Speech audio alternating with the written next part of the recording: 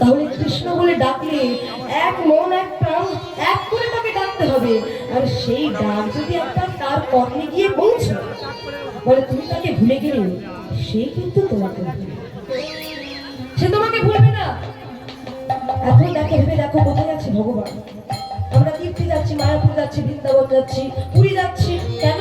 ভগবান দর্শনে যাচ্ছি। হ্যাঁ, আমি ভগবানকে দেখি বা না দেখি, ভগবানকে দেখবো আমি সেখানে গিয়েছি, তাই না? কিন্তু তুমি কি জানো, ভগবানকে পাওয়ার জন্য অন্য কোনো কোথাও যাওয়া লাগে না। নিজেদের অন্তর মন্দিরে, হৃদয় মন্দিরে পরমাত্মাতে ভগবান বসে আছে, তাই না? কিন্তু আমরা কি করছি? তীর্থে তীর্থে যাচ্ছি, তাকে দেখতে পাচ্ছি না।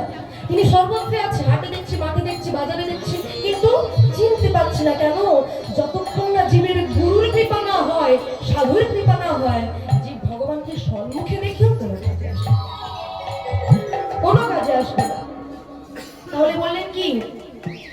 বললেন তিনি হচ্ছেন অনুভবের ব্যাপার, অনুভব করতে হবে।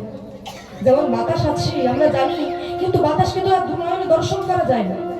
কি দেখতে পান আপনারা? বাতাস এটা দিচ্ছে, বাতাস দেখতে পাচ্ছেন? তা তিনি হচ্ছেন অনুভবের ব্যাপার, অনুভব করতে হবে। অনুভব করলে তাকে পাওয়া যাবে, না হলে কিন্তু পাওয়া যাবে না। তাহলে তাকে দেখবো কিভাবে? বললেন এই যে দু নয়ন, এই নয়নে কিন্তু তাকে দর্শন করা যাবে না। কেন দর্শন করা যাবে না?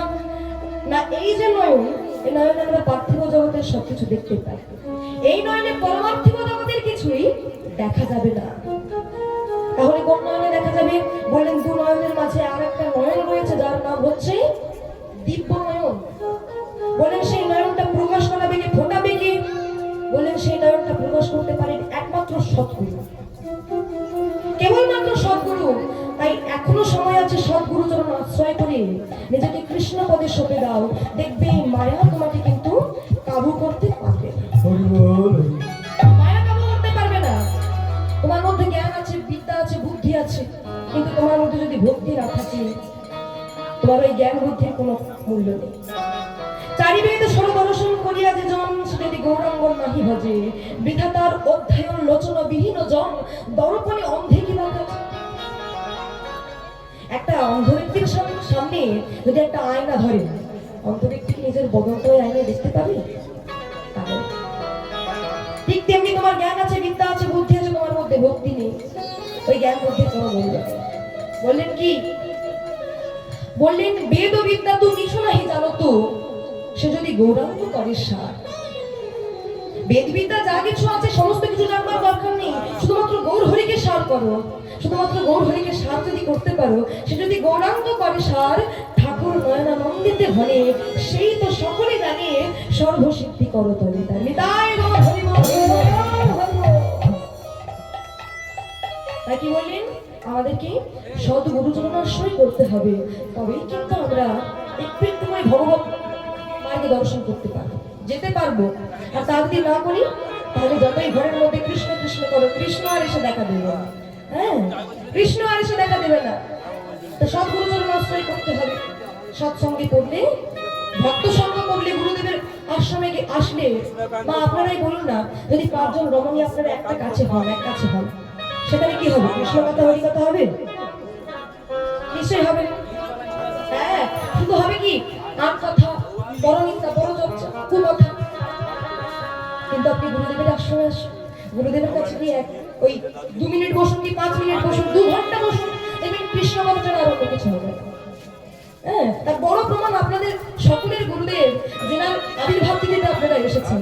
সত্যি বলতে কি আমি যতবার এসেছি, সত্যি কথা একদম সবসময় ওই বলতে পারলেই হচ্ছে আপনি যতটা জ্ঞান অর্জন করতে পারবেন, তিনি তো সবসময় বলছেন, শুধু শুনতে হবে বসে বসে। যাই হোক, তো বললেন সদ্গুরুজন আশ্রয় করতে হবে। তাই এতক্ষণ আমরা ঠাকুর নয়নানন্দের পদাবলী আস্বাদন করলাম। সময় তো বেশি নেই, এই ছোট্ট সময়ের মধ্যে লীলা সম্পূর্ণ করতে হবে। তাই আমরা সকলে মিলে এবার চলে যাব মধুর মধুর শ্রীরাম নবদ্বীপ ধামে।